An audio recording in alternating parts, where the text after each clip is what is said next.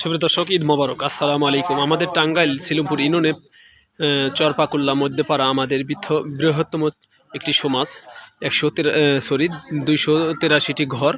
সেই ঘরের মাংস কিন্তু আজকে ভাগাভাগি করা হচ্ছে। কিছুক্ষণ পরেই আপনাদের দেখাইতে পারবো যে হাজারো দর্শক আসছে মাংস ভাগাভাগি করে নেওয়ার জন্য। দেখছেন, ভাগ করছে মাংস।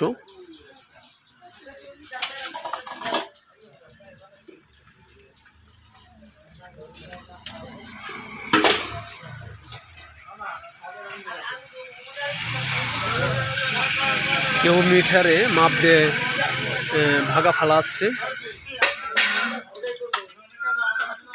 আবার কেউ কেউ ভাগা চেক করছে, আবার কেউ বল দিয়ে মাংস ভাগ ফালাচ্ছে।